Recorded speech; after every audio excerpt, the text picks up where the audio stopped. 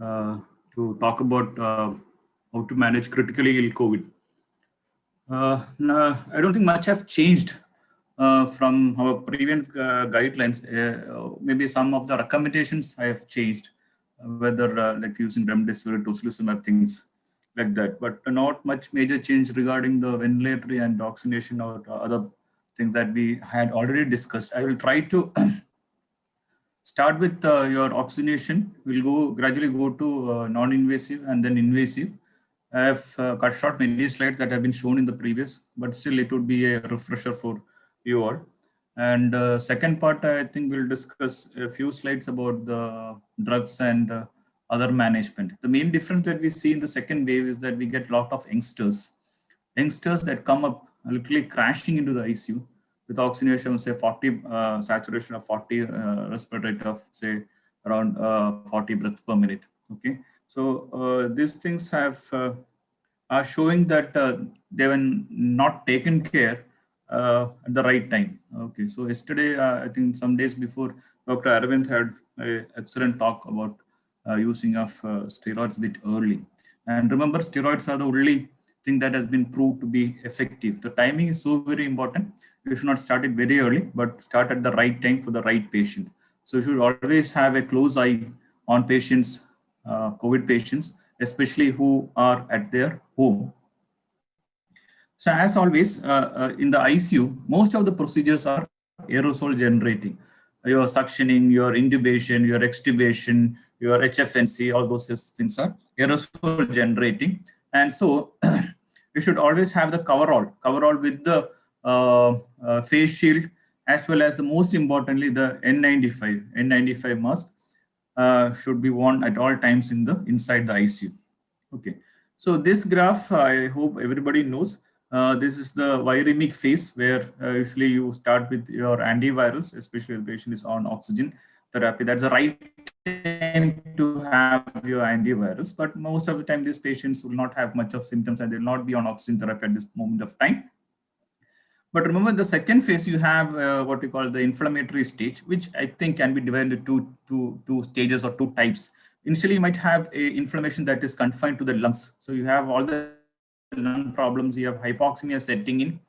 Okay, and maybe you have a second or the third phase or part of the second 2B phase where you have this inflammation spreading into other organs. So we'll label that as extrapulmonary hyperinflammatory syndrome or state. Okay, we have most of our patients who do have a very bad lung, but they manage to maintain the saturation. They improve on their lungs, and but what we see is that most of them, they go into the third phase or the 2B phase where you have extra pulmonary systemic hyperinflation leading to organ dysfunction, and that would be very dangerous and very difficult to save such patients. Okay. So the most important organ that is affected is definitely your lung or the pulmonary system. And as you know, the most important clinical thing you have is your hypoxemia. And hypoxemia, you should always define hypoxemia. You don't just say the saturation is 40 or 50 or 60 or 90, but you have to always mention, compare that with the FiO2, the fraction of oxygen the patient is getting. So that we will express that as a PO2 by FiO2 if you have an ABG to show the PO2. Or the most easiest is, or the poor man's P by F is called the SpO2 by FiO2, the Kigalis index. So anything less than 300 would be qualifying for ARDS in P by F, whereas anything less than 315 in SpO2 by FiO2 would be qualifying for ARDS with respect to the Kigalis index. So this is how you should always say. Don't say the saturation is 90. Patients might be having 100%, receiving 100% oxygen. So what are the main causes of hypoxemia? That is the number one you should keep in mind, because unless and until you know the pathology or the problem that is occurring, you will not be able to treat it perfectly. So low V by Q, it's a ventilation perfusion mismatch, which can have both a low ventilation as well as a high perfusion causing hypoxemia. So ventilation perfusion mismatch, it can be typically shown as an alveoli that contains 100 molecules of oxygen. That's just an example. And the blood that is passing, blood flow through the alveoli needs 100 molecules of oxygen for full oxygenation. Everything is perfect. Ventilation perfusion is matched. If you have another situation where the alveoli are filled with some fluid or pus or blood, whatever it is, okay, and there is only 50 molecules of oxygen in that alveoli, blood needs 100. That is low V by Q. Okay. The extreme of this situation can occur when you have the alveoli totally cut off from the from aeration or oxygenation. You have 0 molecules of oxygen. Maybe it can occur in atelectasis or alveoli that is completely filled with pus, okay, or consolidated. So in that situation, you have 0 molecules of oxygen in the alveoli, but blood needs 100. This is extreme of low V by Q. We'll label this as, usually call this as a true shunt. Okay. When you have a true shunt, that will not improve with increasing FiO2. So if you give 50, no improvement. If you give 100, no improvement. So one of the causes of refractory hypoxemia is a true shunt, where the alveoli are totally cut off. There are 0 molecules of oxygen, blood needing 100. Coming to high perfusion, so this has been taken as a new entity during the COVID because you have dysregulated pulmonary vasculature. So there is more blood is flowing to the alveoli, which contains 100. Blood needs 120. Again, there will be low V by Q because of a high perfusion. And this is seen because of a dysregulated blood flow into the pulmonary circulation, and that will also abolish the hypoxic pulmonary vasoconstriction that normally would occur to prevent hypoxemia or to prevent ventilation perfusion mismatch. So hypoxic pulmonary vasoconstriction would be abolished. That is normally a protective phenomenon that would be abolished, and more blood would go into the alveoli, which contains less oxygen. Okay, so this occurs in COVID, and that has been mentioned as a cause for happy hypoxemia. The patient is not distressed, but the patient remains hypoxemic. Second problem I mentioned is the diffusion impairment. So that is very typical of a ARDS picture, where you have a thick alveolar capillary membrane. Okay. So it will take more time for the oxygen to go into the blood that is passing. It can go at a particular time. So again, this can occur in ARDS, in PUCC ARDS, this can occur. And the third problem I told you is hypoventilation. As you know, here we have a thromboinflammatory disease process, and we have a lot of microthrombosis in the pulmonary circulation. So see this scenario where you have a clot in this particular blood flow in blood vessel, and let's see what happens to the gases that come into this alveoli. It is not taking part in gas exchange. Okay, so that is dead space ventilation. So when you have blocked pulmonary circulation, whatever gases that come to that would be not taking part in gas exchange, and that would account to your dead space ventilation. All this pathology contribute to hypoxemia in COVID. Okay. So this is the graphical representation of what I've just said. We have a dysregulation of your pulmonary perfusion, a circulatory problem, microthrombosis, which would add on to your dead space, as well as you have a scenario where the lungs or the alveoli are not very much fluid filled. Okay. So that type of alveoli or lungs can be said to have a low elastance, okay, or a very good compliance, that is easy to inflate because they are not waterlogged. You just imagine a balloon that is filled with fluid versus a balloon that is not filled with fluid. So when you have a fluid filled balloon, it would look like the pulmonary edema or the ARDS that typically occurs in non-COVID or the classical ARDS. Here you have a very stiff lung because of the fluid filled alveoli, and it would be difficult to inflate such alveoli. So these are called as the H type or the heavy type maybe, and the L ones are called the light ones. Okay, so more of vascular problems in the L type, but this, remember, this L type can progress to the H type because of many factors, because of the inflammation ongoing, as well as because of patient self-induced lung injury. Also, it could be due to ventilator-induced lung injury. So you could have a conversion from L type to H type that can occur during the progress of the disease or the course of the disease. Remember, another point is that these patients would also have a higher respiratory drive, okay, irrespective of the degree of hypoxemia these patients have. So the virus is set to directly stimulate the respiratory, the central nervous system, producing a high respiratory drive. The rate would be higher, okay? The rate would be higher, even if the hypoxemia is not directly causing the hyperventilation. The general term that we use for describing classical ARDS is diffuse alveolar damage. That is why it takes long time for patients to recover from this, and the repair that would occur would be very minimal.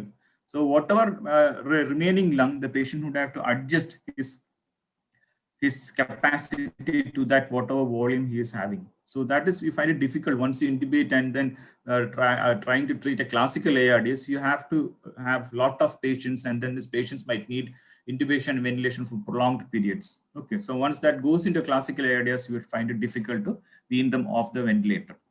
And the degree of consolidation has been found to correlate with the shunt fraction. Shunt, already we said what shunt is. So the consolidation depends on the shunt fraction. It also decides how much hypoxemic the patient would be. So a severely hypoxemic patient would have more of dependent consolidation, and also can further lead on to the development of pulmonary hypertension. Okay, because of the RV strain. RV is not able to push blood into the stiff lung. This is a relatively new picture showing maybe add-on thing would be your endothelial damage. I told you it's a thromboembotic inflammatory disease process, and endotheliitis or endothelial damage occurs more for COVID ARDS. So this is the change from the classical, more of endothelial damage also. We have a patient, this is a case scenario, but then just look at the work of breathing. So work of breathing, I told you, look for the accessory muscles. You have to look for paradoxical breathing. You have to look for how the intercostal space indrawing, intercostal indrawing, maybe the alien AC, okay, scalene anterior, scalene medius, sternocleidomastoid mastoid, and the inability of the patient to complete sentences, okay. So that is a single breath count. All those things would be diminished when you have less reserve. So when you don't have work of breathing is normal, and there is no paradox, but the patient remains to be hypoxemic because the saturation is only 86 and the PO2 is around only 50. In such cases, we would prefer using oxygen, giving oxygen through simple face mask or nasal cannula, and definitely the medical management, which should be improving the primary pathology. Let's see the goals. Goals are not very high. Remember, the goals of SpO2s are never high. Never keep 100% in any patient in the ICU. So around 94 would be very happy. 93 is okay. 94 would be happy. Okay. But remember that you have to continue to monitor the work of breathing as well as the level of consciousness, which can get augmented if the patient is retaining carbon dioxide.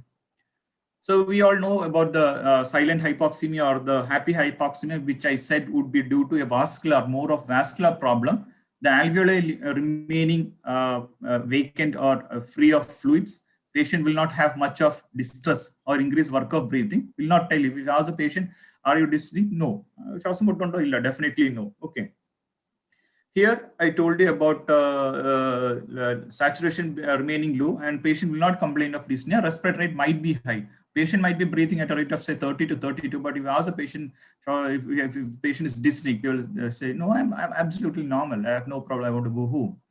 Okay, so what are the options? We already told that we could give oxygen either with the oxygen mask. You could also use higher FiO2 with the non-rebreathing mask. You might use NIV, but not necessarily so. Maybe it's the last resort in patients who don't have increased work of breathing.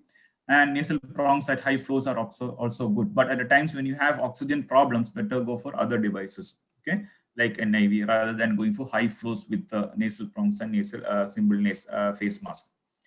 Here again, you have to continue to monitor the work of breathing, look for paradox and look for distress. Okay, you may have to step up to a higher treatment or to intubate, consider intubation if the carbon dioxide goes high. Patient is struggling to meet demands. He has increased work of breathing and goes obtended. I think this have already been described by Dr. Aravind, eliciting stress hypoxemia, that's a walk test and things like that. We'll go straight to oxygen therapy.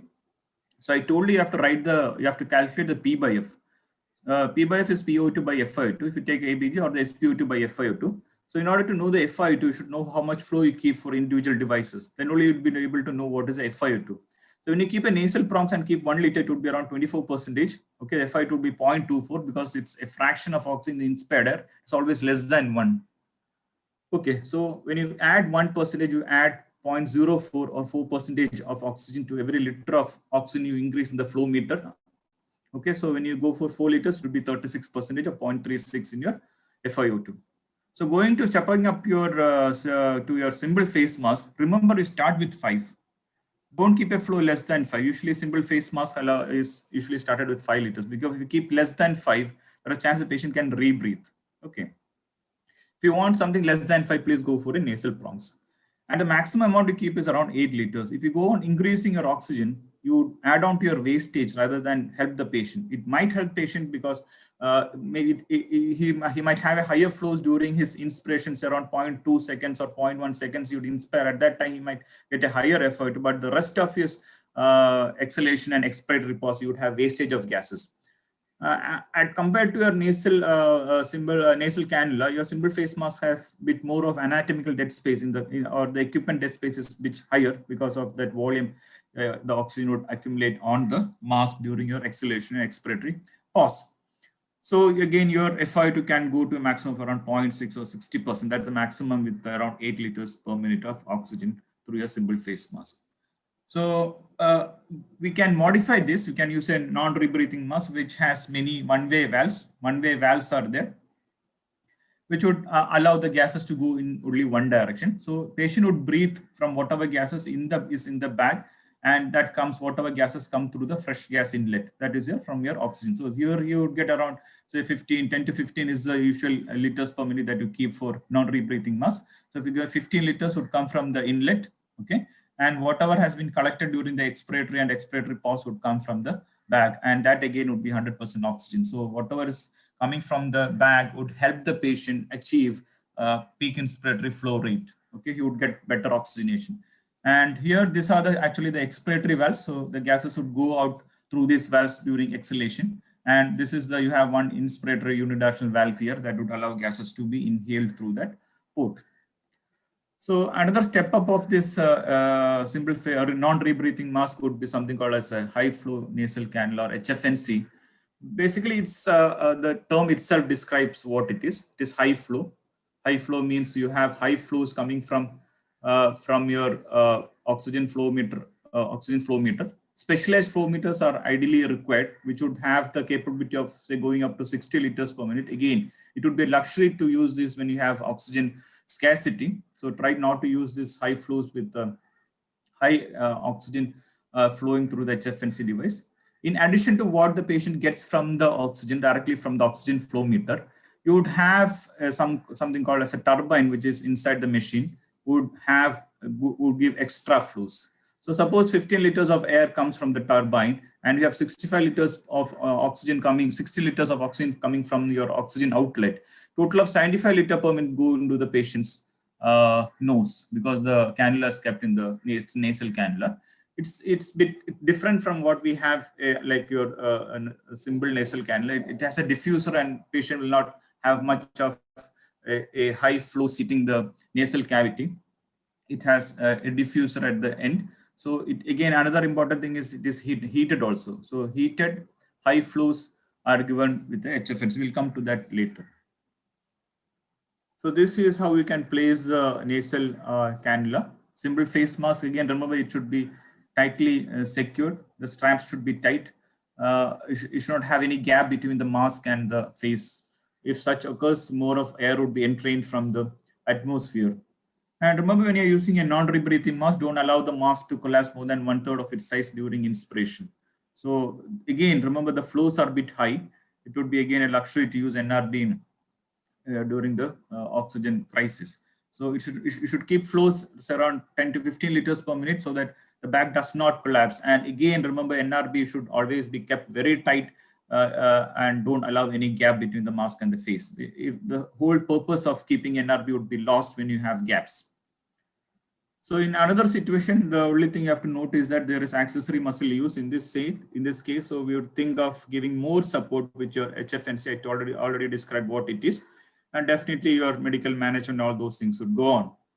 So what all things you have to set in the high flow nasal cannula is definitely the flow rate. I told you that's a total flow rate that would include flows from the oxygen flow meter outlet, as well as what is coming from the turbine inside the machine.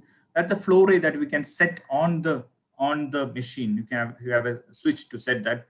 And remember, for every 10 liter per minute of flow rate that you keep, you could have a PEEP of 1 centimeters of water. So again, as you know, your PEEP is one thing that determines oxygenation. It might not give a lot of help to the patient to decrease the work of breathing, but some amount of, so if you keep 50 or 60 liters, and remember to keep the mouth closed. So if the patient speaks or eats with the HFNC, that PEEP effect will not be obtained. So every 10, it's 1 centimeters of water. So if you keep 50 liters, it would be around 5 centimeters of water of PEEP would be there. Definitely PEEP would increase your or improve your oxygenation. Second thing is the temperature, and then you have 3 options: 31, 34, and 37. You can keep it according to the patient's comfort. If the patient says too hot for me, you can come down. Okay. Third thing you have to set is the oxygen flow rate in the flow meter assembly. Okay, in the wall outlet. So that is not part of your settings on the device. It's very important. You adjust by increasing or decreasing the flow rate in the flow meter assembly. Okay, that is in the wall outlet or with your oxygen cylinders. You can adjust the FiO2. So if you want to increase the FiO2, there is no direct switch to increase FiO2 in HFNC. You have to go to the wall outlet and then increase the flow rates. Remember, what we have in government supply is not coming with the 60 liter per minute oxygen flow meter assembly. We have the usual common ones. And remember, when you use the usual ones, don't take water for humidification, bubble through humidification, don't take water. Because when water droplets come to this machine can get damaged. The integrated circuit in the machine can get damaged. Never take water in such situations. Okay. So what we use is around, what we have is the standard flow meters, which would say have markings up to 15 liters per minute. Further, you can still turn the knob. It might give up around 20 or 25, but then the bobbins will not rise more than 15 liters per minute. So again, it's a luxury to use such devices when you don't have oxygen. And so usually start with very high FiO2s and say flow rate of around 30. And this has been shown to decrease the rate of intubation in patients who have COVID. There are many studies to support the use of this in acute lung injury. And here again, it's an aerosol generating procedure. So ideally, these patients would be nursed in an isolation room. This is how the end of the HFNC would look like. And this have diffusers at the end, which would not harm the patient. So start with 40 liters with a high FiO2 and then treat or change your temperature according to patient's comfort. Okay. Then how do you monitor if this patient is okay with HFNC? We have called the rate oxygenation index, otherwise called the ROX index, which is nothing but the Kigalis index. We already talked about SpO2 by FiO2. That's how you express your hypoxemia if you don't have an ABG. That divided by the respiratory rate would give you the ROX index. So if you have something more than 4.88, it tells you can go ahead with because the rate has come down and the ROX index would be higher. And if that is so, you can continue with your HFNC. Okay, one thing that tells you the patient will be happy with your HFNC is the ROX index. So every day or every 4th hour or 6th hour, you calculate the ROX index and see if it's more than around 4.88. You can say that you will be continuing with HFNC rather thinking of changing to NIV. If it goes less than 3.8, you may have to start thinking of NIV or even intubation and ventilation.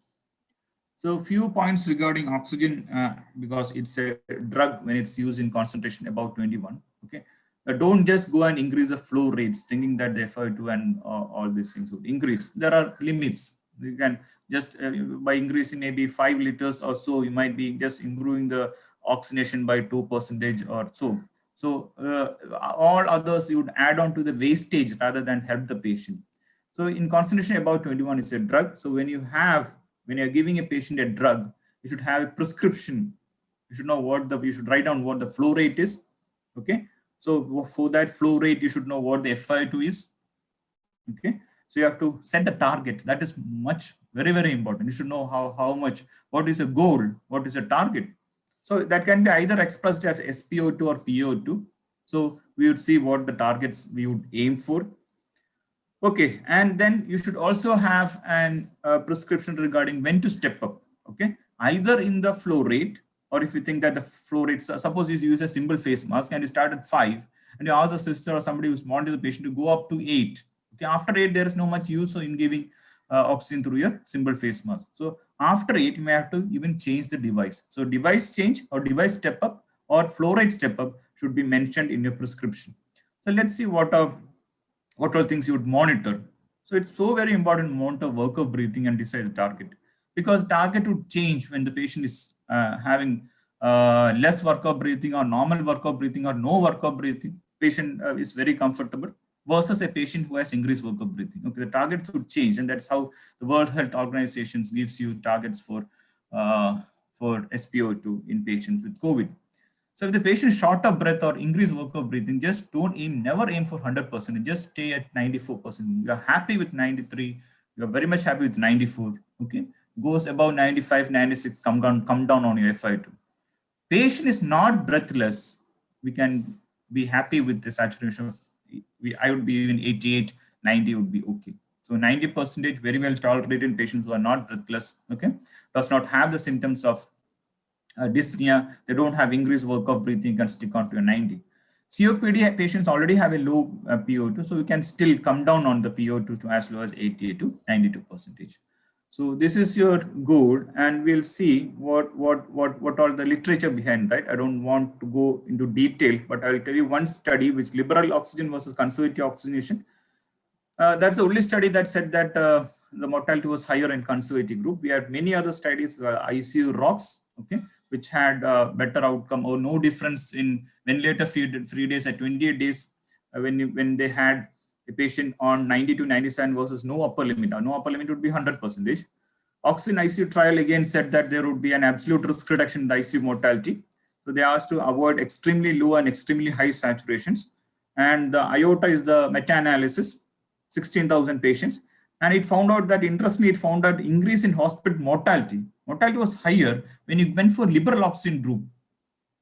See, for every 1% increase, mortality was going high. Okay, increase in the SpO2. So supplemental oxygen might become unfavorable above SpO2 range of 94 to 96. And I told you about WHO saying that in stable patients, it will be 90, and patients who have increased work of breathing, you target 94. Okay, that is a WHO guideline. So we talked about work of breathing. Why should the patient need to do work to breathe? So that's a very simple question. Do we need work to breathe when we are sitting at room or hearing this talk? Are you doing some work to breathe?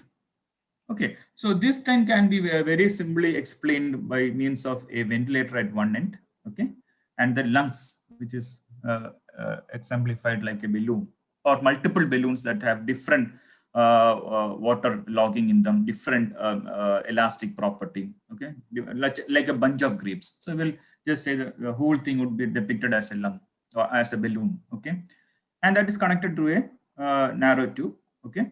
And the ventilator, what it has to do is to overcome the natural property of the balloon to come back to the resting volume. Always elastic material would have the natural property to come back to the smallest volume or length, like your rubber band. If you want to inflate this balloon, you have to do some work to overcome the natural elastic property. Okay, called the elastance. It is difficult to calculate and measure elastance, but we use the term compliance, which is just the opposite of elastance. Okay, compliance is how easily you can inflate the lung. So it is delta V, that a tidal volume divided the pressure that is needed to inflate the lung, is called compliance. Okay, so this stuff, this is, so you have in ARDS, you have a less compliant lung or a stiff lung. Okay, whereas in emphysema, you have a very compliant lung. Okay, and one more thing the ventilator has to do work against is to overcome the friction that the tube would offer. So whenever the gases flow, whether it be liquid or gas, there will be a resistance in the tube.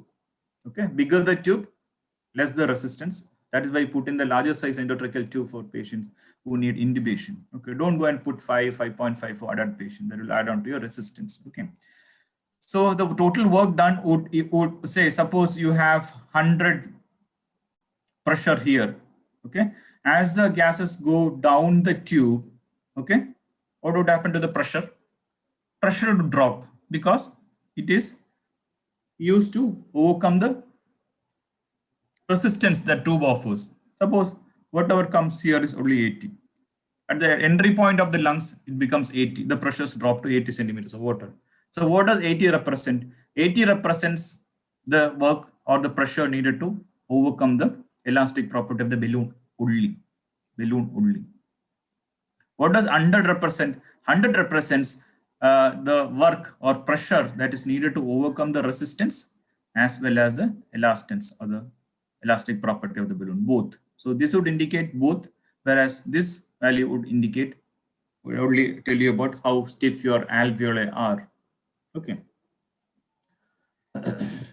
Normally it is 5% of the oxygen consumed or the work expended by a person. That is low as 5. But as you know, when the lungs become fluid filled, they become stiffer, more work should be done. So to help the patient with some kind of work, we are giving ventilatory support. Ventilatory support is never a treatment. It will not treat any disease process. So what you have to remember is, meanwhile, when you start ventilation, you have to continue with your medical management to treat the primary cause of the increased work of breathing. For that, first thing that you can keep is a non-invasive ventilation. So there are definite prerequisites. NIV does not suit all patients. So they should be cooperative. So patient continuously pulls out the NIV mask, it's a waste. Okay. So he should be cooperative and he should be able to protect the airway. Again, that is very important. And protection of the airway is usually described in terms of the GCS or how obtended the patient is. A GCS of 8 or less, you would even intubate the patient to protect the airway. So a patient who is drowsy, is uncooperative, you should not go ahead with your NIV. Interface selection is so very important because the right size mask should be selected, and we might not have many options in our ICU during COVID time, might have only one sized mask, but still for perfection, you may have a smaller size, you can use that. Okay, so we'll see how to select the mask size. Ventilator selection for non-invasive purposes, we have the option of ICU ventilator, but remember you have to select the NIV mode. If you have a PSV, NIV, go for that rather than just the pressure support ventilation mode. And usually the color of the screen also changes when you go for a NIV mode. Usually you have a mask emblem coming up telling that it is non-invasive mode. The color of the screen changes sometimes. Sometimes you have to select the button that shows PSV, NIV rather than pressure support ventilation alone. And as a last resort, you can use the small BiPAP machines we would have for patients who are already on home ventilation. For COPD, we would have BiPAP machines. That's the small one that we have. And it should be tight fitting. And that's the most distressing part. You would have abrasions at the nose bridge, at the forehead, and around the tight fitting mask, you would have abrasions and things like that. Out of the many interfaces that that is available, we use a oro nasal mask. Okay, and the best one would be your helmet. So most evidence is for a helmet because there is no tight fitting. Patient would feel very comfortable, but unfortunately we don't have that here. These are the three methods by which you can give NIV. This is a Pakka ventilator. We have the compressor here, we have the ventilator proper, and the display unit here. Okay, this, as you know, the ventilator, as I've said many times, the ventilator needs compressed air, needs oxygen. Okay, so that these things would mix in the blender and the patient would get whatever FI to F kept. Okay, compressed air is definitely needed because that is the one that develops pressure. Because if you want to inflate a lung, I told you that there should be pressure.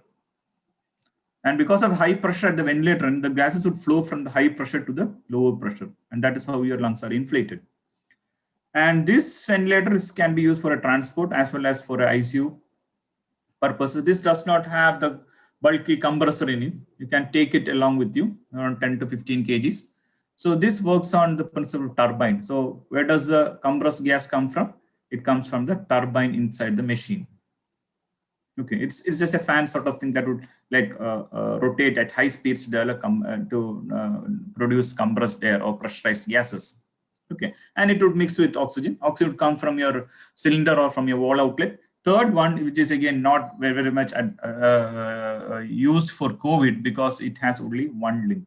So normally all these ventilators have two limbs, right? So one is for inspiration, and then you have the Y connector. You have the HME here and the exhalation limb with the bacterial and viral filter. Bacterial and viral filter should be placed at the expiratory limb. So this the disadvantage of this BiPAP machine is that it has only one limb, and that would be the inspiratory limb. So whatever gases that is exhaled by the patient goes out. So you have to try to limit its use, or you have to modify this. This would be the last thing that we would use in our ICU if you don't have ventilators. So for NIV, okay. So you have to modify that, and remember to select the right type of mask, the right fitting ones, and that you usually have a template in that. You have a chart or hard paper that has a marking like this. Basically, you have to measure from the tip of the bridge of the nose to your chin, okay. And you can have it either in inches. You can select small, medium, and large. Remember, this would change between different manufacturers. So whatever mask manufacturer you are using, if you can get their own template, that would be the best. Okay, if you have ResMed, you go for the ResMed's template. And template do come with our NIV mask even during the COVID time. So the supply mask also have this template in them. So in the ICU ventilator, we are lucky to have ICU ventilator. So we have selected the PSV mode NIV. That is how it should be written. You have to set the pressure support. You have to set the PEET and the FiO2. Pressure support, again, it's decided by how much tidal volume the patient is generating for that particular pressure. So again, you have target tidal volumes. We'll come to what target tidal volumes in the invasive part. But if your pressures of, you keep a pressure of 8 and you get a tidal volume of 400, which is okay, you can continue with that. So if it's only 300, you want to increase that, you have to increase the pressure to 9 or 10 so that the patient gets tidal volume of 400. Okay. PEEP is usually kept at 5, and if you want to increase the oxygenation, you can increase the PEEP. But remember, the PEEP, if the mask is not kept very tight, PEEP will not be very effective. So in order to have PEEP, that is the end expiratory pressure, you are not allowed to exhale to the atmospheric pressure. Okay, if the room in which you are sitting is pressurized, everything is closed and it's pressurized to 5 centimeters of water, you will be breathing you can only breathe out to 5 centimeters of water, and then you would be said to be in a CPAP mode. Okay, continuous positive airway pressure. So when the patient is given positive pressure ventilation, it's called PEEP. That's only different. CPAP and PEEP have the same meaning. So FiO2, again, it's difficult to adjust. Sorry, in the ICU ventilator, you can set the FiO2 directly. You can turn the knob and set whatever 45, 47, 50. You can set on the dial on the ventilator. But here, what you have to monitor is the tidal volume. The tidal volume is not adequate. You may have to increase. Yes, respiratory rate, very important, and most important thing would be a workup breathing. Not the rate alone. Okay, you have to, for that, you have to actually see the patient either directly or through a video. You have to see a camera. You have to see what is the workup breathing. The patient remains to have labored breaths, remains to have paradoxical breathing, remains to take breaths with difficulty. They are short of breath. Okay, that tells you your ventilation is not effective. So you try to optimize. Don't jump to intubate, but then you try to optimize your mask. You try to optimize your ventilator settings, try to optimize your pressure support to see that adequate tidal volume is delivered. Okay, see if there are any kinds of leaks on the mask. Okay, so that you can rectify and try to improve the patient's condition. Here we have again 2-limb circuit because it is an ICU ventilator. Some ICU ventilators have pressure controlled NIV. So it's called NIV, pressure control mode of ventilation. Here, instead of the pressure support, we talked about pressure support earlier. We have something called the PI, that's the pressures during the inspiration. The only difference between this and this is that the PI helps the patient better than a pressure support mode of ventilation. So pressure control mode gives more support, more workup breathing to the patient. So in Maquet ventilator, we have this mode, and many of the patients who have recovered have done well with this mode also in this mode. And another difference is that you can set the rate. In the pressure support mode of ventilation, we never set the rate. Okay, you might have a protective respiratory rate minimal respiratory rate in some ventilators, which is again protective mechanism. But in generally speaking, in a pressure support mode of ventilation, you don't set the rate. Whereas in a control mode of ventilation, you can set the rate. Okay, so that again rate would be set according to the baseline respiratory rate of the patient. FiO2, as I've told you, according to your target SpO2. Here again, you have to monitor the workup breathing. All those things are very similar to what we said for pressure support mode of ventilation. Here again, we have a dual limb circuit. What about if we have only a BiPAP machine? The term that we use for, instead of PEEP, we use the term EPAP. Instead of the pressure support, we actually are going to adjust the the high pressures. Okay, that's high pressure and low pressure. That's called a IPAP and EPAP. Remember, the help that the patient gets is the pressure support, and that will be equal to difference between the IPAP and EPAP. Remember, the pressure support, which is equivalent to the pressure support you have kept in the PSV mode of a ICU ventilator, will be equal to the difference between the IPAP and IPAP. And the difference should be always at least 4 to 5 centimeters difference. So if you keep a IPAP of 5, what is the minimal IPAP you have to keep? It should be plus 5, so IPAP should be 10 or anything above that. If you want to increase the work of, decrease the work of breathing by giving more support, more help to the patient, you can increase the IPAP. So make it 15. So what is the pressure support patient gets now? So it's 15 minus 5 would be 10. So remember two things. You have to have a minimum gap of 5 between the IPAP and EPAP. Okay. And if you want to increase the pressure support, you increase the IPAP.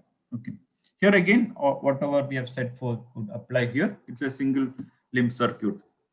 You might also use a CPAP mode. You have, again, the lowest end would be the CPAP machine. We have the CPAP machine, which would not have the IPAP. We just set the CPAP only.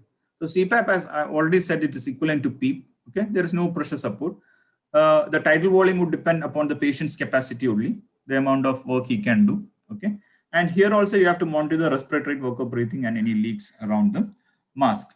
So just remember this picture. That's a leak port. It's a adapter that contains a hole in that, which should not be closed when you are using that for as a leak port.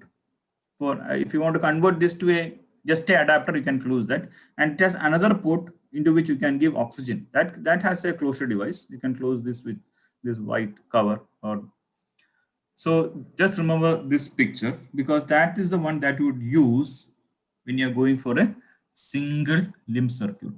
This is single limb circuit.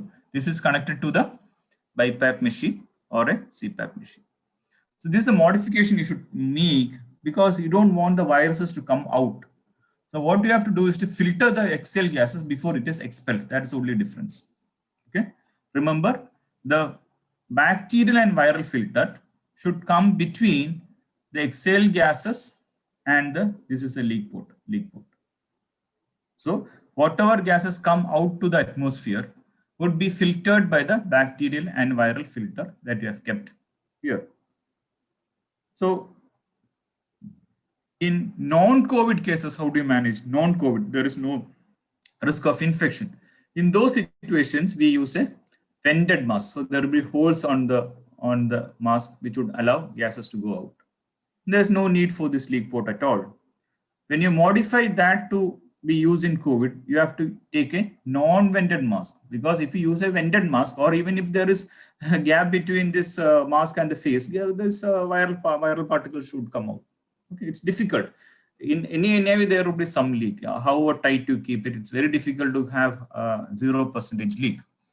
So in COVID, use a non-vented mask, use a non-vented connector. That is typically a blue one, light blue one.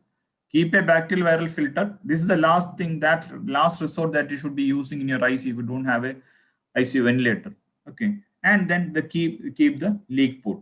Leak port usually comes with the circuit, and that can be used for venting out gases after filtration. Helmet, if you have helmet, you can very well use that. So the indications of NIV would be persistingly high work of breathing in spite of your HFNC or oxygen delivery devices, needing more than 40% oxygen. Rate is high, but it's a work of breathing you should specifically look for. Sometimes you would have patients having 30-32 respiratory rate, but they would be very asymptomatic. No increased work of breathing, they remain calm, they sleep. The rate would be around 30. Don't go after such patients, because you might have a direct stimulation on the CNS producing a high respiratory rate. And the saturation of your indication for NIV, any saturation less than 93, which again patients don't improve with the simple face mask or HFNC, think of going for NIV. Always have a plan for escalation bar ceiling. So depending on the frailty index or how sick the patient is, you can decide with consultation with the caretakers how should we go to the extent of intubation, or how much support we should give to such patients in the event of the pandemic. So if the patient say bystanders or patient says, I would like to get everything done, then you might have to have a ceiling or when to escalate. So a typical example would be a NIV trial of pressure support for say 1 hour, and then maybe go to pressure control mode if you have for another 1 hour, and then patient's not improving at all, and you look at the X-ray, you find total washout, typical ARDS. Don't think the patient would have a easily reversible cause, and the work of breathing remains high, patient is dyspneic, you may go for intubation. Okay, already contraindication have been described. Remember, because of the anxiety, because of the encephalopathy, because of the hypoxic encephalopathy or CNS stimulation, patients would be restless with your NIV. You find many patients who are very much anxious, they have never come to your ICU, and they have suffered a lot during their travel. They are so much dyspneic. They are so short of breath. They would come into ICU, the moment you keep your NIV, they will object to that. They will just try to remove that. Okay. So if your settings are perfect and your NIV is giving 100% oxygen or whatever flows the patient needs, okay, you can use sedation, but that should be done under observation. Sedatives that we use in our ICU include morphine. Dexmedetomidine, maybe it needs an infusion pumps and things like that, not very much useful in NIV patients, but we definitely use morphine, and some amount of benzodiazepines would also settle down. Don't give too much to the extent that it will knock down patients. Many of the patients that have high work of breathing would not go to respiratory arrest when you give little morphine. The anxiety part would come down, and you would find it comfortable. You have to treat a hypoxic encephalopathy. Okay, you may have to use some restraints, but still put in an IV, give drugs. Okay, don't allow the patient to be agitated, pulling out the NIV and then causing his own problems to worsen.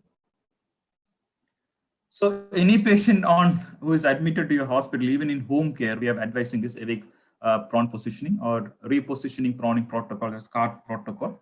I hope this was also discussed during the talk with Dr. Arvind. So any patient who is in your ICU, try to prone. So some of them would accept proning, but not the moment patient has very high distress. Not when the patient is having a breath of say 40 breaths per minute. Patient would not be able to turn over.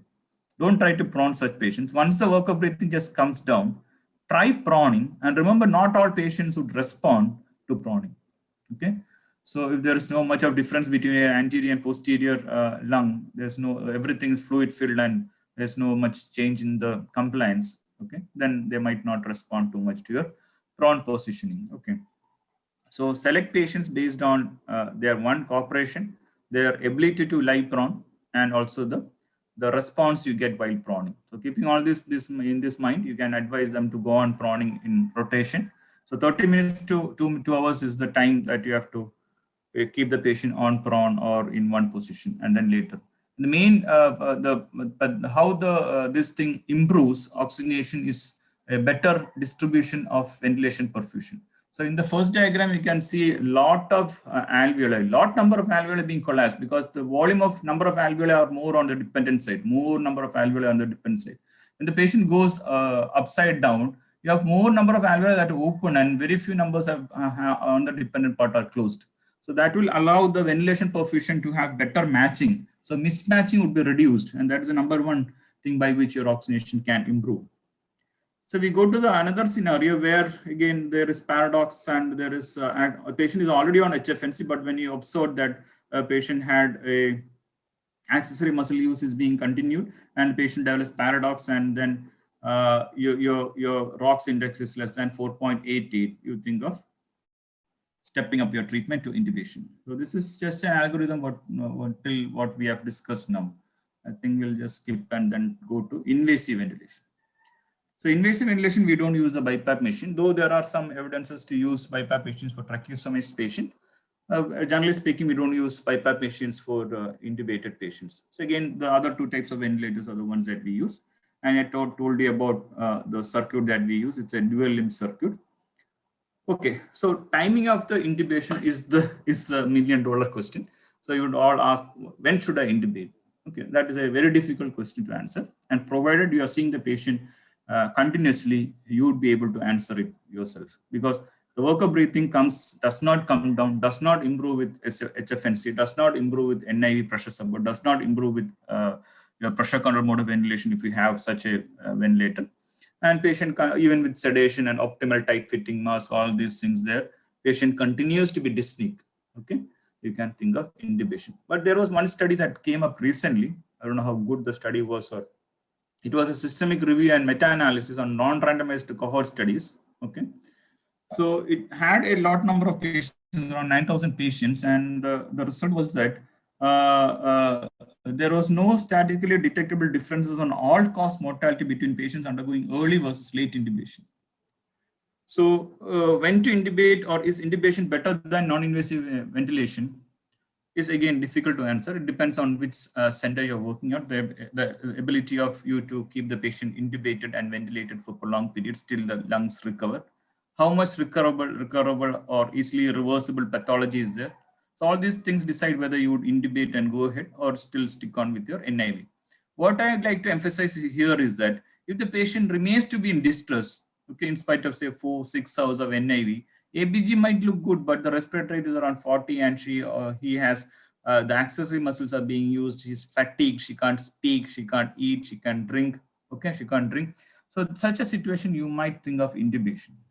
Okay, but then there are not a lot of evidence, especially in the light variety or in the patients who have more of vascular problem, where the alveoli are not so much fluid filled.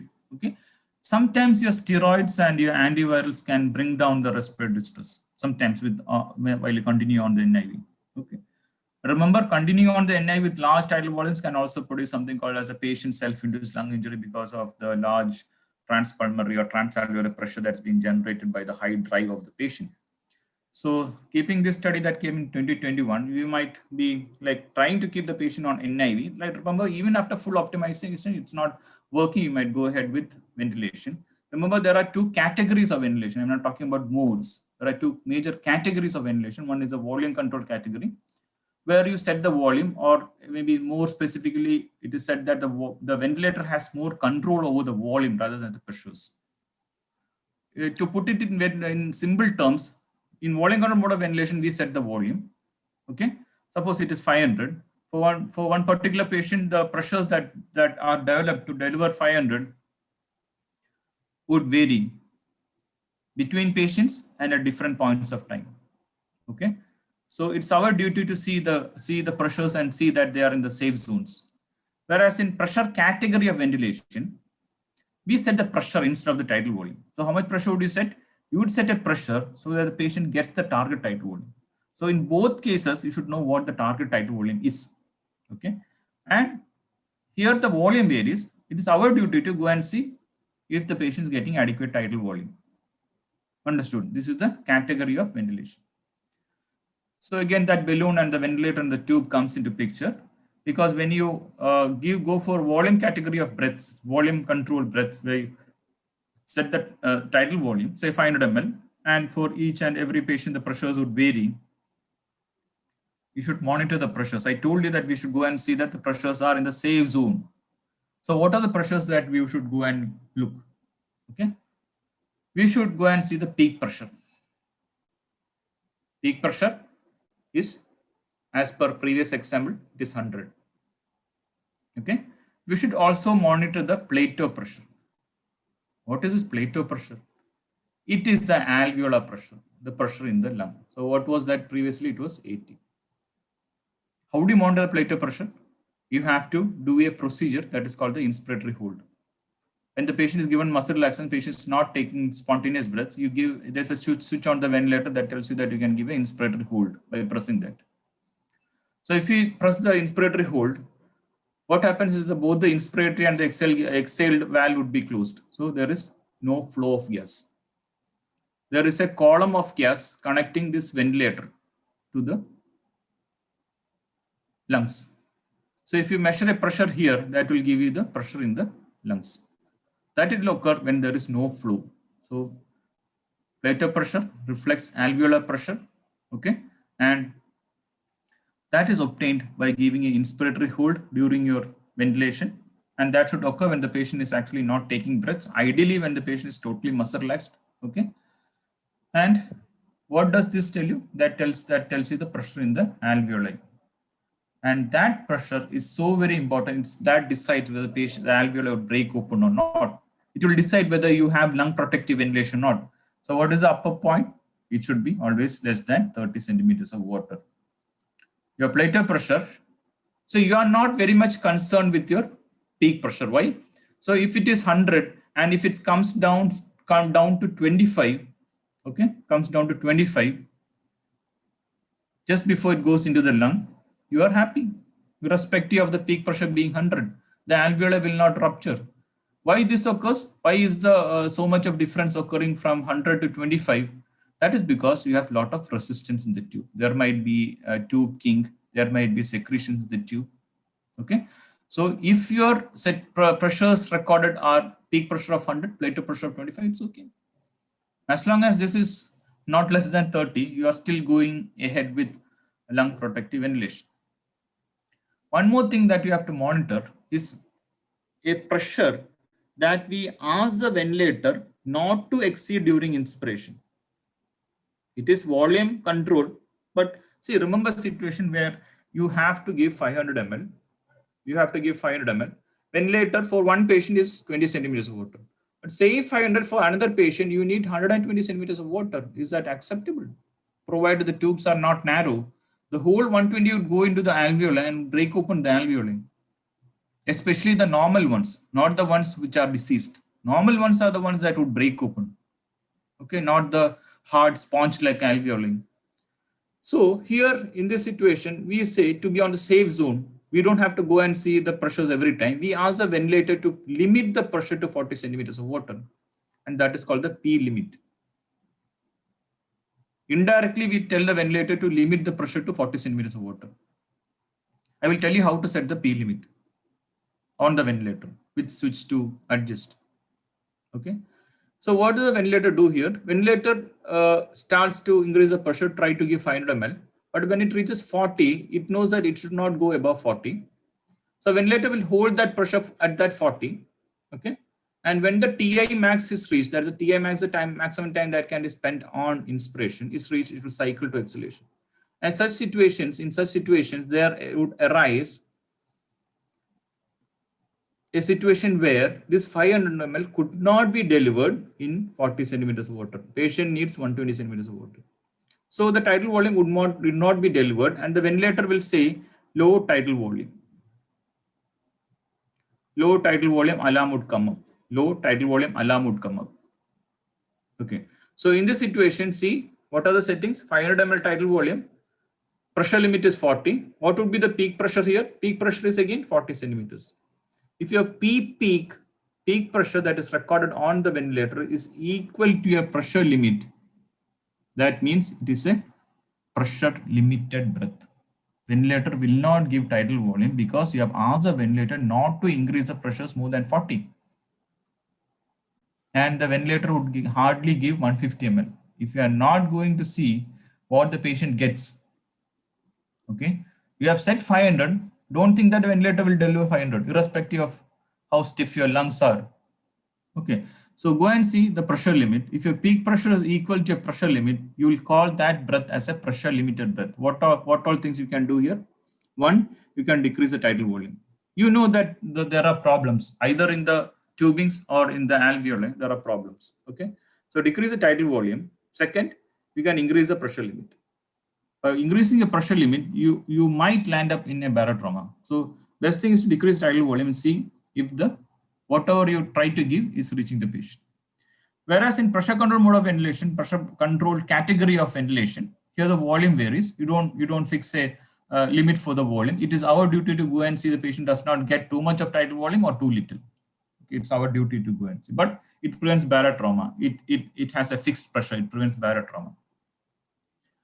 Coming to the modes of ventilation, again, we have volume category, pressure category. In both, we have A bar CME. So only two or three modes you have to study: volume, assist bar control, pressure control, and pressure support mode. Only three modes. SIM is not used now.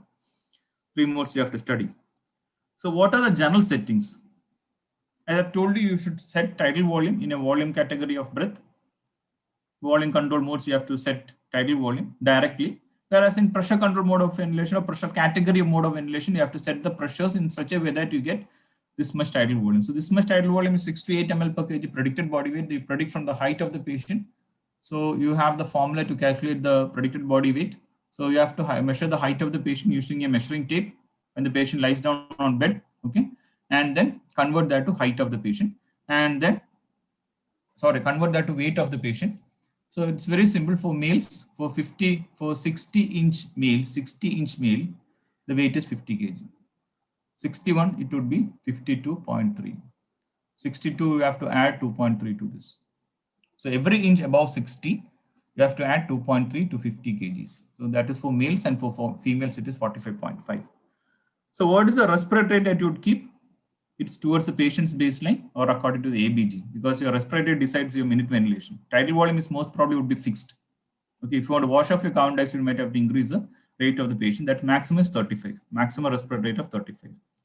Always start with 100% oxygen, okay, and monitor SpO2 and decrease accordingly. IU ratio is 1:2 and PEEP of 5. Another thing you have to set is the trigger sensitivity. Trigger is how the ventilator comes to understand the patient, that the patient is starting a breath and the ventilator will continue to help him with that breath, in that breath. Okay. So patient takes a spontaneous breath, ventilator will understand and it will give full support in A bar CME mode. Okay. Full support means all breaths will have equal tidal volume, irrespective whether it is started by the patient or the ventilator. So what is the trigger, sensitivity of trigger? You have to keep, you usually keep a trigger sensitivity of 2. So when the pressure drops by 2 from the baseline, ventilator will come to understand that the patient has started to breathe and it needs to help the patient out. That is 2 centimeters of water or 2 liters per minute. If you keep too much of very high triggers, patient has to do that much of work and patient will get fatigued. More work is done by the patient. Okay. So that is 2, and IU ratio is 1:2. Flow pattern, in some ventilators, you can set the flow pattern. In volume category, it is usually square, and in pressure categories are usually decelerating. It's not very important. We talked about monitoring the peak pressure. We are not very much concerned. Plateau pressure should be less than 30. Drying pressure is plateau pressure minus PEEP. That should be less than 14 centimeters of water. All these things tell you that you are in the lung protective mode of ventilation, and that is the only thing that has been shown to be affecting the mortality in ARDS. Okay. Limit, I already told you what limit is and how do you set the limit.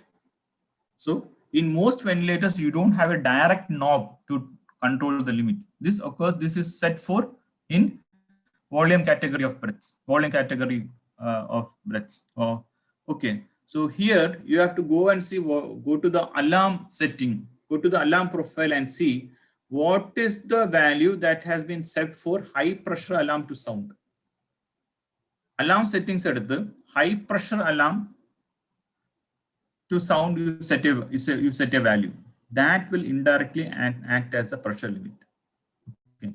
So if you don't change that pressure limit or don't understand the concepts of pressure limit, ventilator will not deliver what you have set. Patient will get very little tidal volume, and that will invariably lead to an arrest. Okay. And in extend ventilators, again, that same principle is there. You have to see what is the alarm that has been set for the high pressure alarm to sound. So that is in the display itself. You have a small box here. So this is peak pressure. On the peak pressure box, you have a smaller box that is written as 40. That will act as a you have to press that and change that. Then you will get can change the pressure limit. Coming to pressure control ventilation, there is no much of difference. Okay, but it is always safe to go for volume control category of ventilation, because at least you get a fixed tidal volume. Okay. Pressure, your volumes might change. Okay. If you give too much of sedation, the volume would come down. If you give muscle relaxants for a spontaneously breathing patients and you keep the same PI, the tidal volume that you would get would come down drastically in pressure control mode of ventilation. So coming to lung protective, we talked about P-plat, we talked about drying pressures. Okay. And second goal is your pH goal. So when you are hypoventilating such patients, okay, because if you want to come down on the plateau pressure, what you have to do is to come down on the tidal volume. There is no other option. Okay, come down the tidal volume to low as 4 ml per kg predicted body weight. Okay, 4 ml per kg. 50 kg would be 50 kg would be getting only 200 ml tidal volume. And so you'd be hypoventilating such patients and you would have acidosis coming in. And when you have acidosis, there is something called as permissive hypercapnia that is allowed because you only aim is to protect the lung. Okay. So when you have acidosis as less than 7.15, you increase the rate to maximum of 35.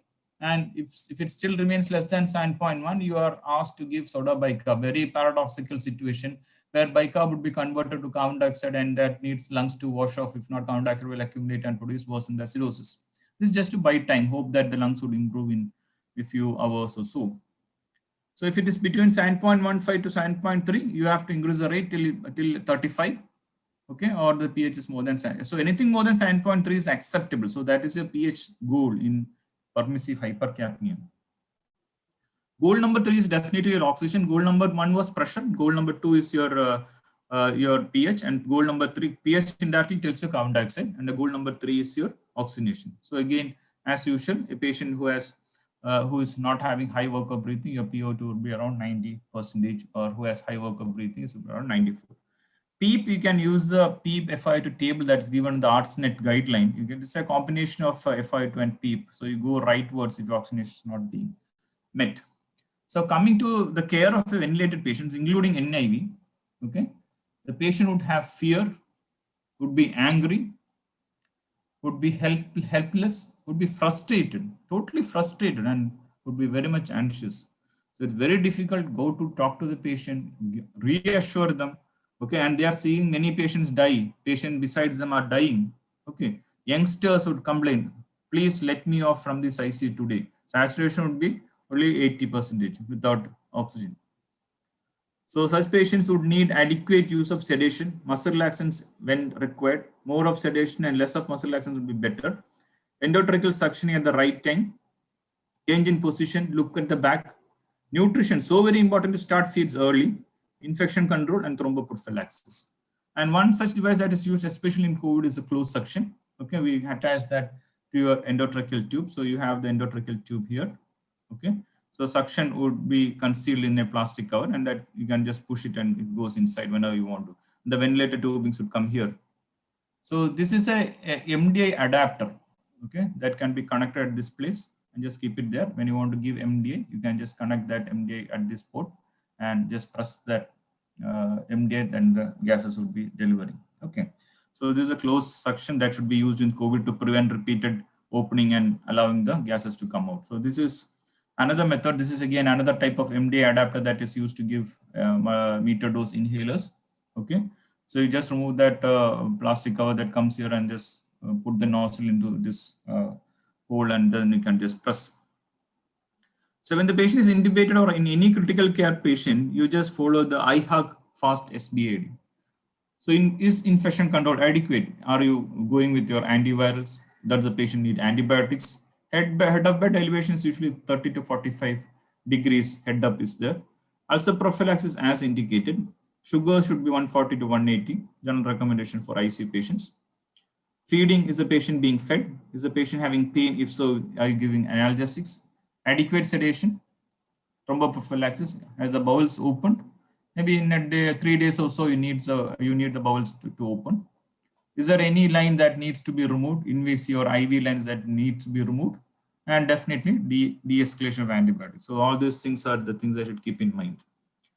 So in spite of all your efforts, the patient might still remain in a refractory hypoxemia where the PO2 is less than 60 or 50 with FiO2 of more than, there are different definitions for refractory. Basically, it's a hypoxemia that does not improve with just oxygen alone or just ventilation. So what are options do we have here? Here again comes proning a patient who is having hypoxemia, who is intubated, you can prone. Recruitment manuals are not much of mention in COVID era. High PEEP also not very useful, around 8 to 10 would be acceptable, and ECMO, again, not much of evidence. So proning sessions are usually done in 16 hours. So by afternoon you prone and you turn back the patient supine only at the next day morning. Okay. And after proning, so you take an ABG. Okay. So that should be like after 4 hours of proning, you supine, after making the patient supine at 4 hours, you take an ABG. And if the ABG is okay, if the P/F has improved, the PEEP is less than 10, and the good ABG is lasting more than 4 hours, you can take a decision to continue proning sessions. But there will be patients who again don't respond to prawn. Here the PO2 is again less than 80. Count Dexter is being retained. You plan for ECMO. Okay. So in any patient who has desaturation while being prawned, or just soon after prawning, patient is not making oxygenation, you have to turn him over. Don't continue with prawn if the patient is desaturating when the patient has been turned prawn, desaturating more than 20% from the supine value. Complications or contraindications are hemodynamic instability, and accidental extubation is a complication that can occur. Those are people position themselves. You can see the video from the YouTube. Just see prawn ventilation in ARDS patients. ECMO, there's just one slide. So you have a patient with refractory hypoxemia who is really having severe hypoxemia, is less than 50 P/F for more than 3 hours, or 100, less than 100 P/F with FiO2 of 100%, or 1. You have retention of carbon dioxide, and you already have prawned the patient. You have instituted high PEEP, and all these things we have done. Whatever things you can do, you have done. Or patient has cardiogenic shock and cardiogenic arrest, which would does not permit you from further prawning sessions. You think of ECMO. And there are different studies that show that ECMO has been done in a good center. There are good results. So don't start a ECMO center for COVID. Already centers that are doing ECMO, you should continue doing ECMO for COVID patients. You usually have a veno-venous ECMO. And let's hope that our patient recovers from ARDS. There are many weaning criteria. One of the main thing that I have to look is the P/F around more than 200. Okay. And you have the PO2 being maintained, and patient has protective airway reflexes, especially when you extubate the patient. Weaning modes are pressure support mode of ventilation. That is, again, it provides only little support, okay, less support compared to your control modes. And next option is a TPs, which again is not very much advised in COVID because of fear of spread of infection. And you can also extubate to NIV. That is again a good option. Okay. Remember, the patient might have vocal cord edema even at the end of extubation. So try to anticipate such things. Pressure support mode of ventilation is a weaning mode. It's a mode that is applied to a spontaneously breathing patient. It definitely decreases the work of breathing, but not to the extent of a control mode. We have to set the pressure support that already been described. Okay, and extubation, again, there might be chances of aerosol generation, so you have to take all precautions. You can put a plastic sheet over the patient so the viruses does not come out. And HFNC, you can go to HFNC or even NIV. The summary of what I've said. So there are other extrapulmonary problems also, like patient can present with ACS, especially with a normal looking coronaries. Okay, it could be myocarditis, it could be cardiomyopathy.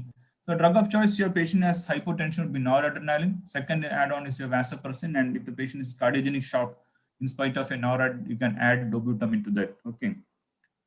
So patient can present with ACS with because of more thrombotic activity. There is a lot of inflammation, and there is atherosclerotic plaque instability is there. That is MI with normal coronaries is the MINOCA. That is, if you do a angio, you might not see any block, but there might be ECG changes and the TROP-T might be high. So such things are seen in this thing, and you have the coagulopathy setting in both venous thromboembolism. Around 30 to some studies as high as 60% of patients had VTE, thromboembolism.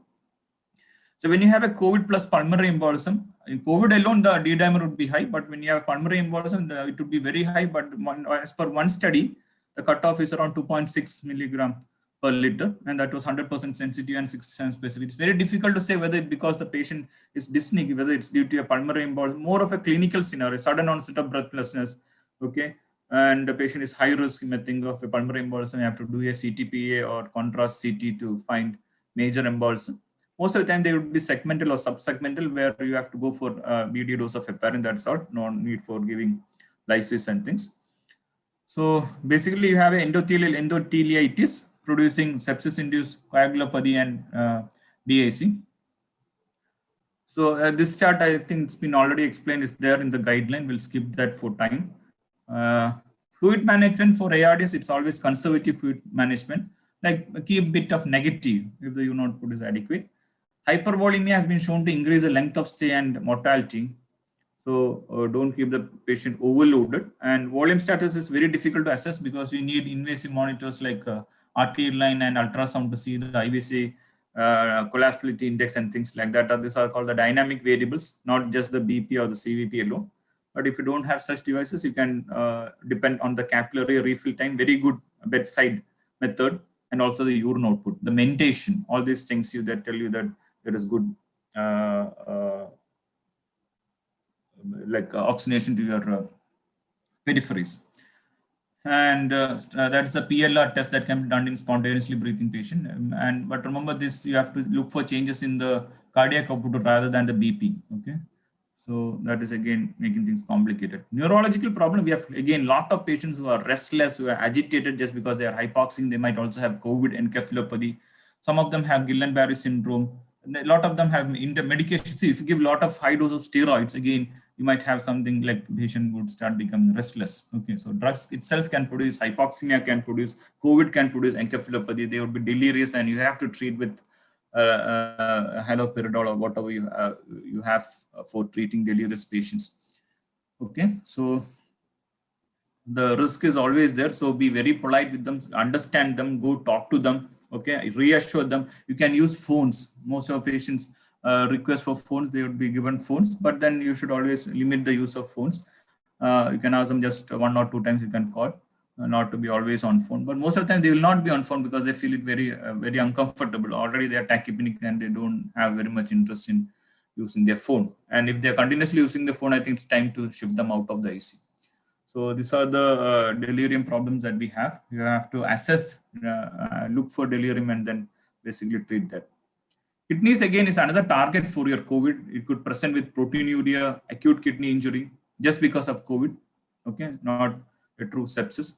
And metabolic abnormalities can also occur like acidosis.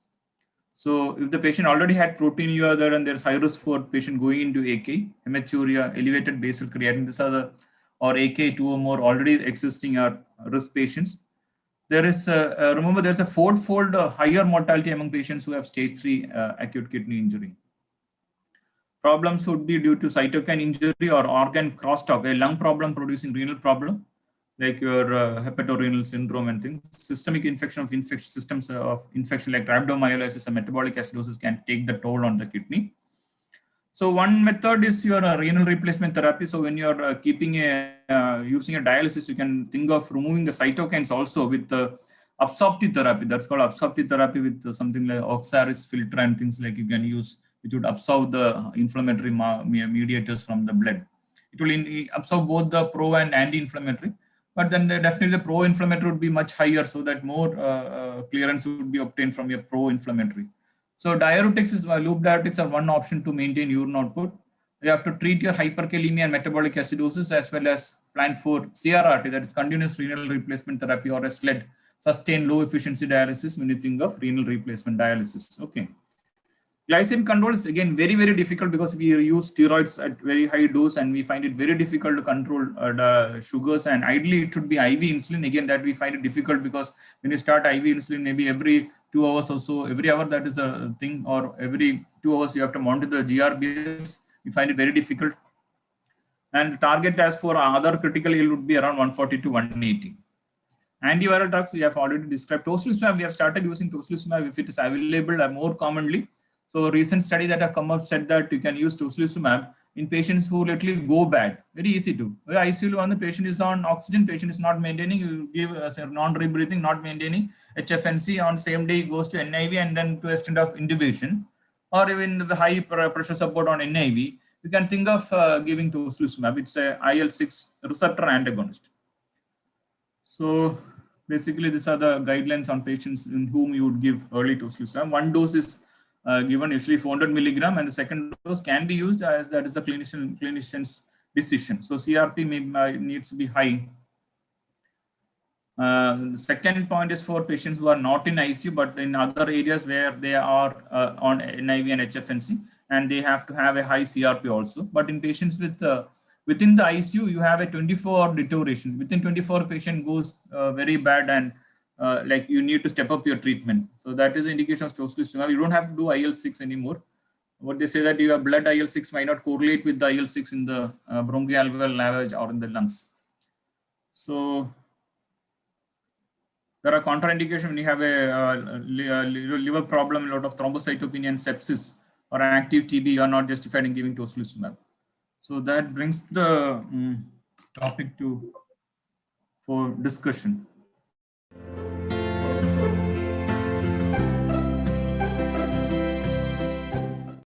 Sir, first one is on NIV with ventilator. On patient kept on 8 PEEP, the auto PEEP shows 12. How much to decrease PEEP or IE ratio?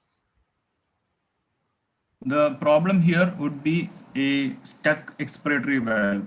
So in NIV, you don't usually have very high auto PEEP. So auto PEEP is a pathophysiological problem of COPD patients. Okay, that is because of air trapping. So if the patient having COVID, they don't have so much of air trapping unless they already have a pre-existing COPD. In COVID patients, if you have auto PEEP, especially in the PM care ventilator, you get auto PEEP, and most of the time it's a problem of the ventilator. You may have to clean the expiratory valve. But if it was because of the problem of the COPD or obstructive airway, basically, if you have auto PEEP, you don't have to decrease the PEEP you set. You don't have to decrease. It should be kept at least 80% of the total PEEP. The PEEP you keep, this I'm talking for COPD patients. And in NIV, it is very less likely to get a auto PEEP because, invariably there will be some leak, And if you get auto PEEP, check the expiratory valve. The expiratory valve might be stuck, not allowing the gases to go out freely. So you may have to clean that and reposition. But if you have a true COPD patients, and maybe a patient is already on intubated patients, you might get auto PEEP.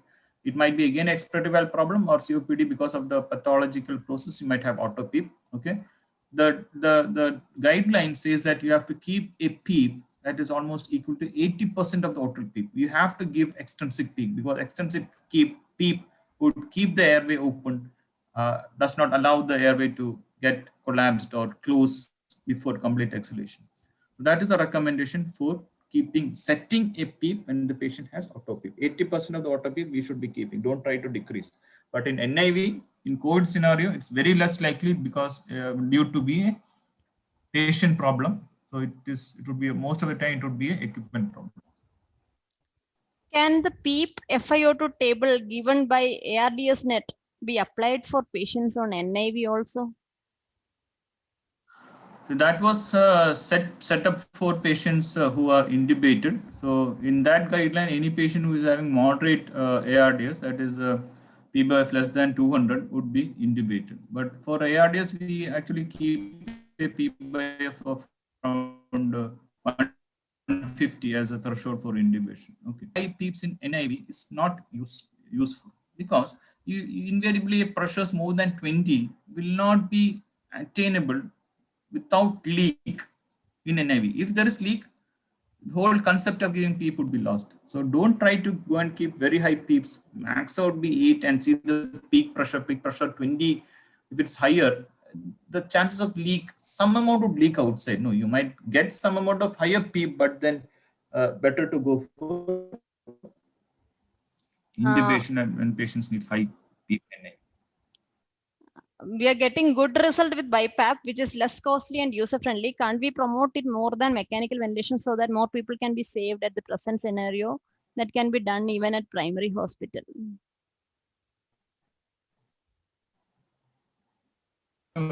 It can be done, but remember the aerosol, the aerosol generation would be higher.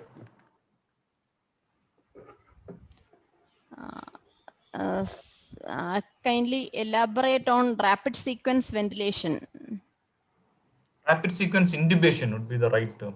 So that is, you don't ventilate patients, you pre-oxygenate the patient, you give fentanyl, like say 100 microgram, and then followed by scoline.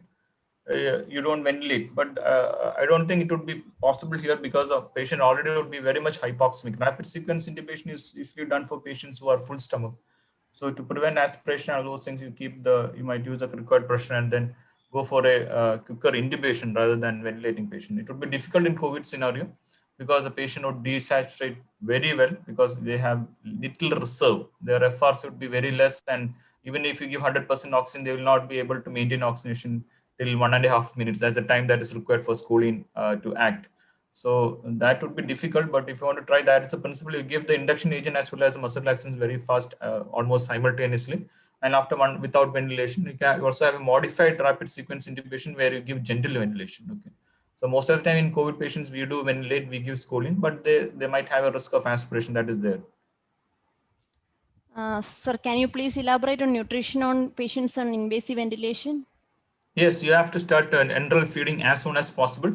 You put in a Ryle's tube, and that two orogastric tubes are preferred, no, not nasogastric, because of the fear of sinusitis and producing VAP. So you start with some kind of formula feeds or in kitchen feeds. You aim for a total calorie of around 25 to 30 kilocalories per kg. So a 50 kg adult should be definitely getting around 1,500 kilocalories. So you have to calculate the calorie based on what you give. So formula feeds are better, and that is usually given as a continuous infusion through a feeding bag rather than intermittent. We're using syringes. Sir, any role for a Venturi mask in oxygen therapy for COVID patients? Venturi mask can be used, but remember the flows are higher than what the usual mask would take in, and they have a lot of aerosol gel. So Venturi masks are usually not advised because of the fear of more aerosols and bringing the virus particles outside. Can we set high FiO2 in portable BiPAP in a COVID patient who will be needing high FiO2?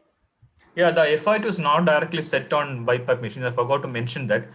You can increase the FiO2 by, again, you have the oxygen outlet coming from the wall outlet and reaching the either the when the BiPAP machine's back port, or you can in the leak port. I told a leak connector. No, I showed that there's a port for connecting oxygenation. You can connect the oxygen there, or you can connect the oxygen at the back end of the BiPAP. And you cannot set the FiO2 on the BiPAP machine. Here again, like HFNC, don't take water in the bubble through humidifier when you use a BiPAP machine. And if you want to increase the FiO2, you actually have to increase the flow rate in the flow meter assembly in the wall outlet. What about post LSCS patients, D-dimer if patient is asymptomatic? For any pregnant patients, don't go after the D-dimer. They might have there is no like upper limit, cutoff limit for pregnant patients because they already have a high D-dimer. So it is always better if you suspect pulmonary embolism or something, you have to go for CTPA, especially when the patient is asymptomatic. Don't bother at all. A COVID patient developed STEMI myocardial elevation. Can we thrombolyze the patient? Yes, as per indications, as like other indication, you can thrombolyze, and most of the time they would go for angioplasty also. But then sometimes you might get a normal coronary. That's a problem. So it might be a transient block. Like I already said, that you could have a normal coronary on your angio. Thrombolyze, that is decided by the cardiologist. If that is indicated as per their guideline for ACS, you can. How to adjust FiO2 in CPAP BiPAP machine? Is it according to the flow? I already told. No, you have to increase the flow, oxygen flow rate. You have to increase, and that is how you increase the FiO2. You cannot adjust that directly on the machine. That I already mentioned. Lot of patients getting nasal ulceration while on HFNC. Any method to prevent that? Yeah, using a humidifier, is the humidification going perfectly? Maybe you have to remove it in between and clean that and clear the nose also. Then they might hold on. Crusting is usually not seen. Usually we get a lot of secretion that is coming out because of humidity, and make sure that the humidifier has water in that, because you need to have sterile water that is hung on the above the that reservoir. So that should be perfect, and you should see water like sterile water going into the that the humidifier, and the minimum level should be maintained. If that is not maintained, you will not get humidification. Then there are chances of excoriation and crusting is there in that time. So otherwise, compared to a nasal prongs, HFNC is much better. It prevents all this complication, gives humidified gases also. It is learned that RBCs are unable to bind to oxygen, and early ventilation is said to produce more harm than benefits. Your comment, please. Yeah, there are theories like that, but then there are people for treating COVID ARDS like the classical ARDS also. There is differences of opinion, but I have already shown a article that shows that there is no difference if you intubate early or late. So whatever you can do, hold on with the NIV, especially when you don't have the settings to maintain patients who are intubated. You try your level best, optimize your NIV to the furthest, and give steroids and other drugs that would help the patient improve in the general condition. But if you feel that that is the, like, even after all your efforts, you don't feel like intubation, holding on, you have to intubate. But the general principle when we talk, like, you have to intubate at the right time. That's all what I can teach you. But if that, again, you can you might change that according to the scenario, or the how much support you can have from your institute. You can adjust that. Should we suspect mucormycosis in patient with nasal ulceration? Not very common. So the typical finding is different, and maybe a few days of HFNC will not produce mucormycosis. That would be patients who have long-term steroids. Can NIV cause subcutaneous emphysema without having pneumothorax? Yeah, we have patients who have NIV being. There's an article that has been shown that has been saying that this pneumomediastinum without pneumothorax do occur commonly, and they have like some kind of effect is also being given as a reason for that. But remember, pneumomediastinum, if it is big, it might compress your lungs, and we have a lot of patients with pneumomediastinum surgical emphysema without pneumothorax. What you said is right. We have with NIV, and even in literature it has been described in patients who never had positive pressure. So that has also been described. So that is because of the pathological process in COVID, because of tracheitis or something. There is like a leakage of air into that mediastinum, not producing. Next question: in ward converted ICU, can we use split AC? In what? Ward converted to ICU. We now makeshift ICUs are happening. Should have that filter. No, bacterial viral filter should be there. Then you can use split AC. We only have split ACs now. No, so most of the small ACs are split AC only. Window ACs are the ones that had would take air from outside and then cool it and bring it inside. Most of the split ACs are recirculating gases, so you should have that filters there. Or you can buy a separate filter with UV. You can just keep it in that and then switch on the AC. Management of surgical emphysema without pneumothorax. Higher FiO2, higher FiO2. No need for drainage. The treatment is to put small incisions, but then that would look very ugly, and then it would ooze, and problems would be there. What you have to aim is to make the patient spontaneous, make the patient breathe spontaneously as early as possible, and keep a higher FiO2. Sir, in PMK ventilator, PC bilevel and PC CMV, which to start first and how to adjust? I presume that both of them are for invasive ventilation, because only in PSV CPAP it is ideally meant for non-invasive, because CPAP is a spontaneously breathing mode. I assume that it is for non-invasive. Other modes, pressure controlled, BiPAP and CME, both are ideally to be used for patients who are intubated. So we usually use CME mode. Bi-level is again, 2 levels are kept instead of this. It's like a PRVC mode.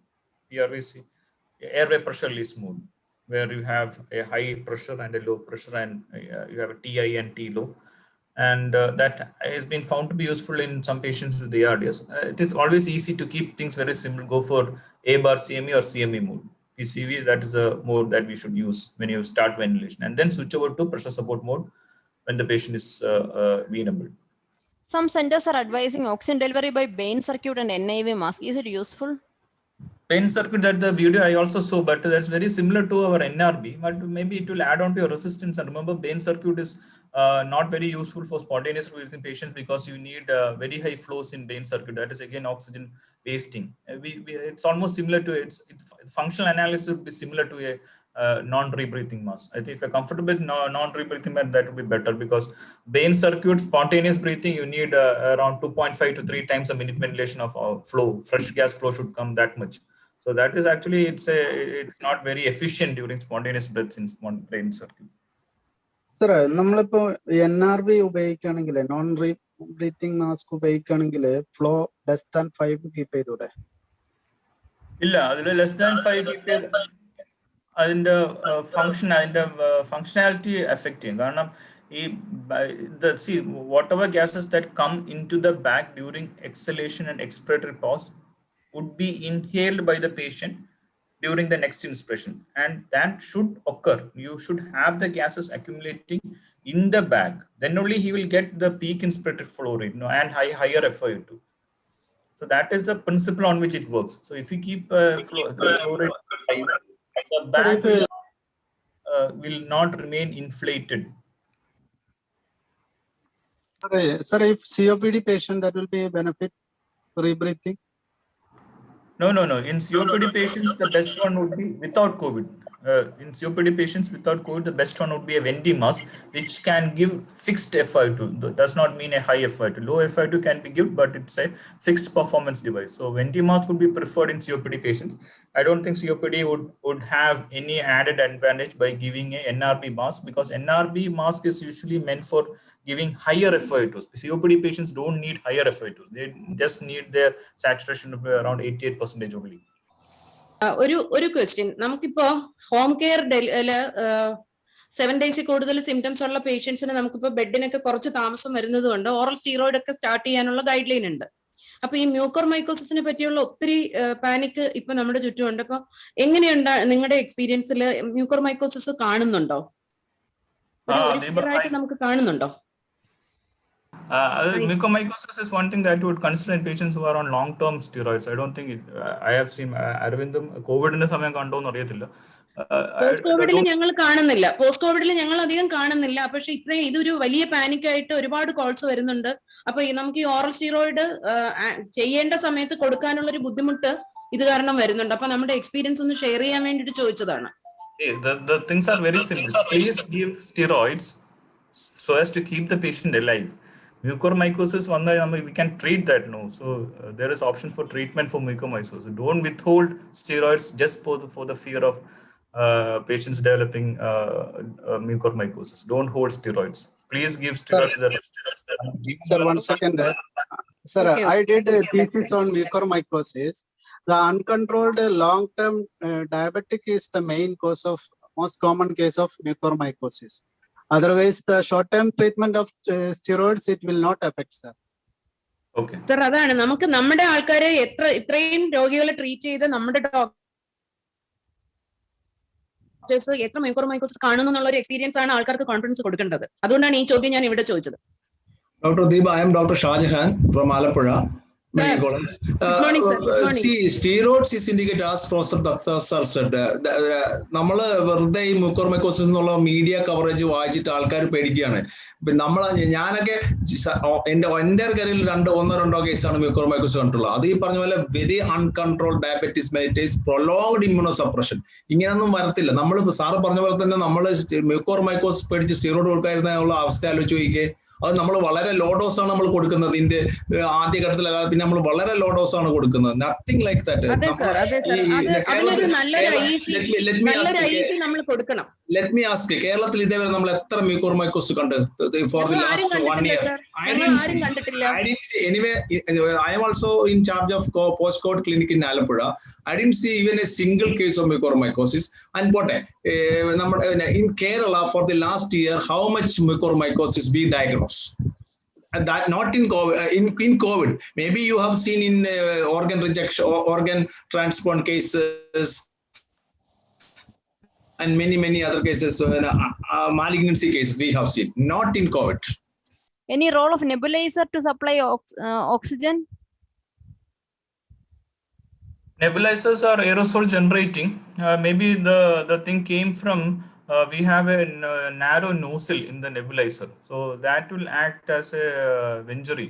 So it would act as a Venturi mask. So that might the reason why nebulizers, some words have come out. The nebulizers can increase the FiO2. It could to a certain extent, because it would work very similar to a Venti mask. So you have adapters in Venturi mask. Instead of that adapter, you keep a nebulizer. You have a narrow orifice, and that provided, I don't know whether there are orifices that would drain in air. But then if you want to use a nebulizer, you can very well use a Venti mask. That would be the better option. Use a Venturi mask rather than a nebulizer. Thank you, sir. Now, if patients use home oxygen, what warning to them to bring to hospital because of some domiciliary death reported? Using home oxygen, what? Volume. No, what warning? What warning should Yeah. be? Oh, yeah, that should be the saturation as Okay. per your guideline. Okay. Saturation and workup breathing. How do we identify alveolar damage while on ventilator? That is with the shunt. With you have methods to calculate the shunt. So one P by F is one method to identify how much shunt is there, as well as not the damage. You can actually only calculate the shunt. If you want to know how much damage there, you have to go for the CT or imaging. That will tell you the extent of consolidation and damage. And how do we identify? Can we do anything to reduce aerosol spread in BiPAP? Aerosol spread in BiPAP machine. You have the NIV mask. No, whatever modification I showed you, you should use that so that the whatever gases come out would be filtered. And also, second, you have to keep it very tight so that gases will not leak across, like between the space between the mask and the face. How to estimate the oxygen requirement of NIV and HFNC, etc.? You have a formula, that is minute ventilation plus base flow plus leak into FiO2 minus 21 divided by 80. You have a formula, you can find that. That is a formula. Minute ventilation is tidal volume respirated plus leak. So if you have 100% leak, it would be 2 into minute ventilation plus base flow. Some ventilators have base flow, and that is one X. That is X into FiO2 you keep. That is, if it is 80, you keep 80 minus 21 is the room air oxygen divided by 79. 79 is whatever is remaining other than oxygen.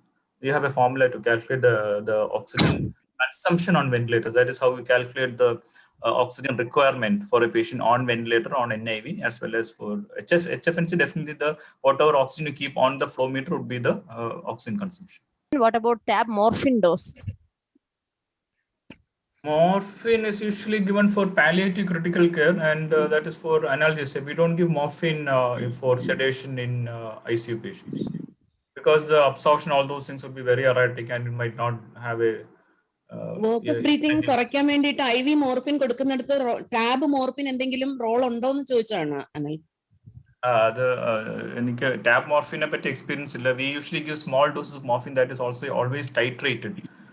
Tap morphine എന്ന് പറഞ്ഞാൽ അതിന്റെ onset of action വരാൻ തന്നെ കുറെ സമയം എടുക്കും. And how frequently you give all those sorts of problems. I'm not sure about the dose, whether it would be equivalent to an IV. How say effective and safe is this bacterial and viral filter in the machine which you showed? Because if it is not 100% foolproof, then the personnel will be ending up with COVID. How safe is how effective is that viral filter in the machine which you showed? Sir, one thing is that we have to take all the precautions. Don't go into the ICU without an N95 mask and a face shield. 1, 2, the best one would be a filter that is having a electrostatic charge. It is manufactured Mackie, and it is called DuoGuard, DUO guard. And that is, I don't think you'd be able to get that now at this present scenario. We had that before the COVID. Each one cost you around 500 rupees, and you can keep that for almost a week. So that's the best one that I would recommend, because it is electrostatically charged, and it is said that it will knock down viruses which are very small to get filtered. So it's not just the filtering ability of whatever material you have. They are also charged so that they would get knocked down on the filter. Those are the best one, but we have cheaper ones, maybe costing 100 rupees, where it is already written that it is bacterial and viral BVF, but still I don't know how efficient they are. They're supposed to be less efficient, but whatever it be, it might trap at least some of the particles. That would be better. So you have to use that, whichever quality you are using. We have to use that, and also we have to take precautions.